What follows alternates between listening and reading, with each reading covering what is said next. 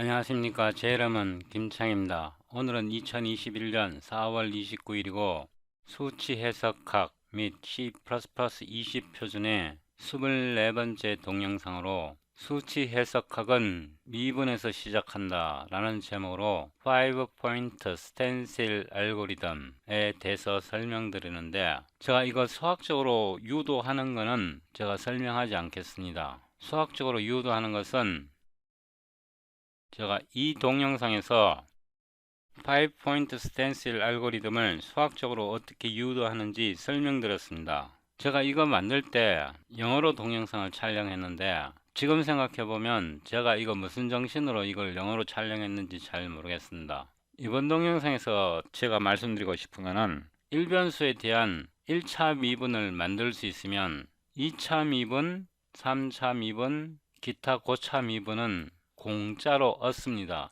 실제로 수학적인 문제를 풀다 보면 1차, 2차 미분에서 대부분 끝나고 3차 미분 같은 경우는 아주 특수한 경우에 3차 미분이 쓰일 수 있습니다. 그러니까 3차 미분을 제가 써본 거는 그 공률 반경 구할 때 그때 딱 한번 써봤고, 대부분 1차, 2차 미분에서 끝납니다. 그래서 일변수 미분이 가능하면 다변수 미분, 그러니까 편미분도 자동적으로 구현이 됩니다. 그러니까 미분 하나를 만들어 버리면 1차, 2차, 3차 다차원 미분도 가능하고, 그 다음에 일변수, 이변수, 다변수 함수의 편미분도 가능해지고, 아직 복소수 미분은 다루지 않았는데 복소수 미분도 크게 다르지 않습니다. 미분을 할 수 없으면 방정식을 풀 수가 없습니다. 수학을 하는 목적은 방정식을 푸는 게 목적인데, 방정식을 풀 수 없으면 수학이 성립이 안 되잖아요. 그래서 컴퓨터로 뭔가 해보려면 일단 컴퓨터 언어가 있어야겠죠, 그죠? 파이썬을 선택하는 사람도 있고 뭐 기타 다른 언어를 선택하는 사람들도 있는데, 저는 C++를 선택했고, 제일 먼저 해결해야 될 게 미분입니다. 미분. 이 미분은 5포인트 스텐실 알고리즘으로 다 해결할 수 있습니다. 일변수 미분, 1차 도함수, 일변수 1차 도함수를 미분할 수 있으면 고차 미분, 편미분까지 자동으로 해결됩니다. 그 다음에 미분이 되면 방정식을 어느 정도 풀 수 있습니다. 그런데 이 방정식을 풀려면 선형대수가 필요합니다.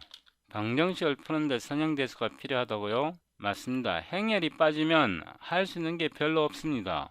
그 다음에 적분을 할 수 있어야 합니다. 적분도 마찬가지입니다. 일변수 적분을 할 수 있으면 이중적분, 다중적분 저절로 옵니다. 그러니까 일변수 적분을 할 수 있으면 다중적분은 저절로 구현이 됩니다. 다섯 번째로 미분 방정식을 풀 수 있어야 합니다. 여기에는 편미분도 들어갑니다. 그 다음에 이렇게 수학적으로 문제를 푼다고 해서 이 방정식 자체를 만들 수 없으면, 문제를 만들 수 없으면 뭘 풉니까? 문제를 만들려면 물리학에 대한 기본적인 이해가 있어야 합니다. 또한 이런 자연 현상을 수학적으로 표현하는 수학적 모델링, 그러니까 수식을 세우는 겁니다. 물리 자연 현상을 보고 그 자연 현상을 수식으로 나타내는 겁니다. 수식으로 나타내야 문제를 풀 거 아닙니까? 각각의 이런 단계에서 가장 많이 쓰이는 알고리즘이 있습니다. 가장 정확한 알고리즘이 있고, 예를 들면 적분에서는 가우시안 쿼드라처가 가장 빨리 계산이 되고, 미분 같은 경우는 5포인트 스텐실 알고리즘이 가장 빠릅니다. 지금까지 알려진 바로는. 그 다음에 방정식 풀 때는 뉴턴 메서드가 가장 효과적입니다. 뉴턴 메서드를 쓰면 웬만큼 문제 다 풀어냅니다. 이거는 폴리나미얼 함수, 다항 함수인데, 뉴턴 메서드를 쓰면 이 값, 이 값, 이 값, 이 값, 이 함수의 근을 다 풀어낼 수 있습니다. 다 풀 수 있습니다. 물론 못 푸는 경우도 있지만, 못 푸는 경우에는 바이섹션 메서드를 쓰면 풀 수 있습니다. 그래서 자연 현상을 수학적 식으로 표현하고 그 식을 이런 수학적인 도구를 사용하여 풀 수 있으면 그게 컴퓨터 시뮬레이션입니다. 가끔 유튜브 동영상을 보다 보면 수치 해석을 가르친다는 사람이 계산기 들고 가르쳐요. 계산기보다 조금 나은 거는 엑셀을 가지고 수치 해석을 가르치는데, 솔직히 이런 말 해주고 싶어요. 수치 해석을 가르치려면 최소한 랭귀지 하나 정도는 배우라고. 파이썬이 배우기 싫으면 최소한 매트랩 정도는 배우라고. 저는 매트랩 하나도 모르지만 그래도 매트랩은 프로그램이라도 할 수 있잖아요. 이런 알고리즘에 대해 책에서 설명하는 부분은 가장 기본적인 내용만 설명하지 실제에 대해서 그렇게 깊게 들어가지 않습니다. 예를 들어서 이 문제를 풀 때 뉴턴 방법은 근 하나를 기본적으로 공략합니다. 근데 여기에 근이 있는지 없는지, 예를 들면 이 섹션에 근이 있는지 없는지 판별하는 방법은 굉장히 쉽잖아요. 이 점의 함수값과 이 점의 함수값, 두 함수값을 곱해서 0보다 작으면 이 사이에 근이 반드시 하나 존재해야 되거든요. 여기도 마찬가지입니다. 이 함수값과 이 함수값 사이에 근이 반드시 하나 존재해야 되거든요. 왜냐하면 이 함수값과 이 함수값을 곱해보면 0보다 작으면 부호가 다르기 때문에 이 사이에 반드시 근이 존재해야 된다고. 그러면 한 점만 계산할 수 있으면 이걸 섹션으로 쪼개버리면 이 모든 점에서 근을 다 구할 수 있죠. 그러니까 이겁니다. f x1 곱하기 f x2가 0보다 작으면 x1과 x2 사이에는 반드시 근이 하나 존재해야 되잖아요. 가장 기본적인 수학이잖아. 제가 왜 이런 말씀을 드리냐 그러면, 며칠 전에 어떤 유튜브를 우연히 봤는데 뉴턴 메서드는 이 점 하나밖에 못 구한다고. 점 하나만 구하면 나머지 다 구할 수 있어야지. 여기에 기본적인 이런 진짜 원시적인 수학식이 있잖아. 그 다음에 이런 뉴턴 메서드로 근을 하나 구할 수 있으면 극소값, 극대값, 극소값, 이런 극대극소값은 공짜로 구한다고. 왜냐? 이거를 미분해서 뉴턴으로 풀어. 그럼 그 결과는 극대극소. 그래서 미분을 할 줄 알아야 돼. 이거를 컴퓨터 알고리즘으로. 참고로 아래로 내려가 보면 5-point stencil and Taylor series, 이 동영상에서 테일러 시리즈를 이용하여 5-point stencil 알고리즘을 어떻게 유도하는지 설명드렸습니다. 제가 이 5-point stencil 알고리즘 하나만 사용하여 매개 함수 편미분, 다변수 매개 함수의 편미분과 기울기 벡터, 다변수 함수의 극대값 및 극소값, 이런 모든 것을 풀어냈습니다. 그러니까 5-point stencil 알고리즘 하나면 다변수 함수의 극대값과 극소값 알고리즘까지 구현할 수 있습니다. 막강하죠, 그죠?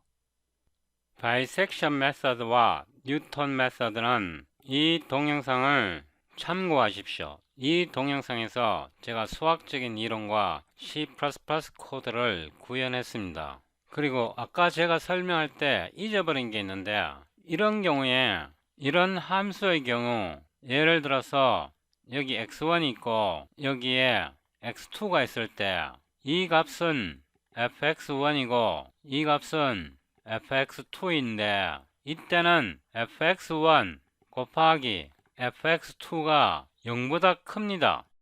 그죠? 근데 분명히 여기 근이 하나 있잖아요. 이럴 때는 어떻게 계산을 하냐 그러면, 이 지점에서 기울기, 이 지점에서 기울기가 이거는 이 방향이고 이거는 이 방향이잖아요. 이 함수는 이 지점에서 증가 방향이고 이 함수는 이 지점에서 감소 방향이잖아요. 그래서 f'x1 곱하기 f'x2가 0보다 작다면 이 지점에 근의 가능성이 있습니다. 물론 근이 없을 수도 있고. 그러면 이 PDF 파일에서 이 방정식의 모든 근을 계산해 보겠습니다. 뉴턴 메서드로. 그러면 이전 동영상에서 23번 이 링크를 더블 클릭하여 이전 동영상을 다운로드 하시고 압축을 푸시고 폴더 이름을 24 solve all 복사한 후에 여기에다 붙여놓고 비주얼 스튜디오 코드를 엽니다.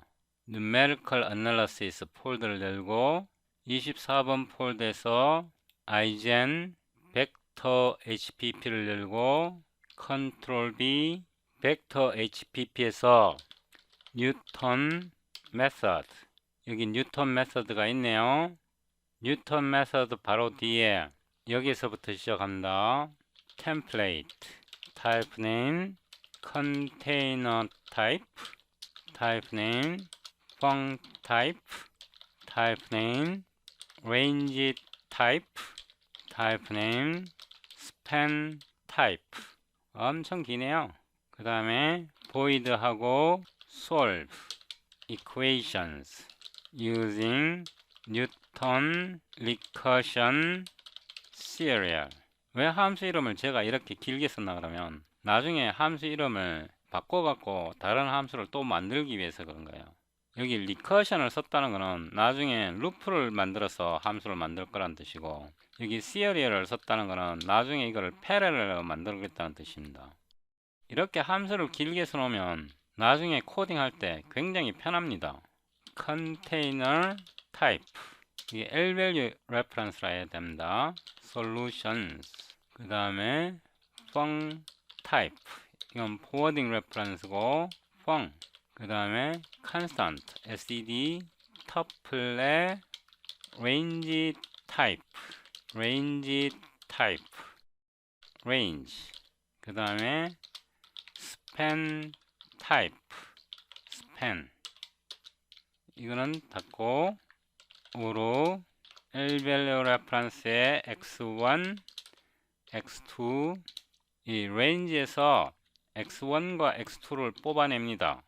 그 다음에 auto center x 이렇게 해서 x1 더하기 x2를 2.0 센터로 나눕니다. 그러니까 센터 x가 x1과 x2의 중심이란 뜻이죠. 만약에 x2에서 x1을 빼서 이게 스팬보다 작으면 스팬이 x와 x2의 간격입니다. 이 간격보다 작을 때만 계산합니다. 우로 y1은 fun 이 함수에서 값을 계산하고 우로 y2는 fun x2 그래서 y1과 y2를 계산했고 만약에 y1 곱하기 y2가 0보다 작다면 이때는 근이 있다는 뜻이죠. 그죠? 그래서 이 솔루션에다가 인플레이스 백을 하는데 바로 집어넣습니다. 값을 어떻게 계산하냐 이 뉴턴 함수를 부릅니다. 뉴턴 함수를 불러서 값을 바로 계산합니다. 이때 이 밸류로 이 센터 x x1과 x2 사이의 가운데 값을 보내고 이 함수를 전달합니다. 이렇게 그죠? 그러면 여기에 else 블록을 만드는데 이 함수를 획일적으로 부릅니다. 일단 솔루션을 보내고 펑션을 보내고 std tuple x1을 보내고 센터 x를 보내고 span을 보냅니다. 그러니까 이거는 range x1 x2의 x1 센터 x 범위를 반으로 줄이는데 왼쪽 범위를 계산합니다. 이거를 한 번 더 복사해서 붙여놓고 이번에는 센터 x x2 범위를 반으로 줄이는데 오른쪽 범위 값을 계산합니다. 그러니까 센터 x하고 x2 이렇게 하면 이 함수는 끝났습니다. 근데 이 함수를 직접 부를 일은 별로 없으니까 여기에 namespace hidden으로 처리합니다. 이렇게 end of namespace hidden, 요거는 좀 인덴트 하겠습니다. 이렇게 그 다음에 여기에서 이 부분을 그대로 복사해 오는데 붙여 넣었습니다. 이번에는 std vector 하고 span 타입을 씁니다. 이 솔루션도 필요 없습니다.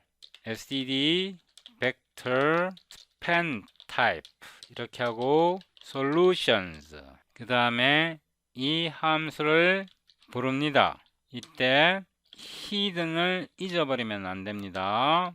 solutions를 보내고 뻥을 보내고 range를 보내고 span을 보냅니다. 이것만으로는 안 되고 미분해서 한 번 더 풀어야 합니다. 왜 미분해서 한 번 더 풀어야 하냐 그러면 이런 함수에서는 이 값을 구할 수가 없습니다. 지금 방식으로. 그래서 우로 derivative 우로 x 여기서 캡처를 합니다. 펑 return diff stencil, 미분을 하는데 x를 보내고 펑을 보냅니다. 이번에는 std vector span 타입해서 extrema 이렇게 하겠습니다. 이거를 한 번 더 호출해서 붙여놓고 이번에는 extrema를 보냅니다. for로 x는 extrema 극값일 때의 x값입니다. 만약에 std abs 함수의 x값이 1, 2에 8보다 작다면 solutions의 inplace 백의 x 이렇게 하고 return solutions 이렇게 하면 함수가 끝났습니다. 제가 몇 가지 실수했습니다. 이게 span 타입이 아니고 range 타입이 돼야 되고 range 타입이 돼야 되고 range 타입이 돼야 되고 여기에 이 컨테이너 타입은 필요 없습니다. 그 다음에 여기에 int max try count를 20으로 하고 max try count를 여기에 보내고 한 번 더 올라가서 여기에 int max try count를 20으로 하고 max try count를 여기에 보내고 여기에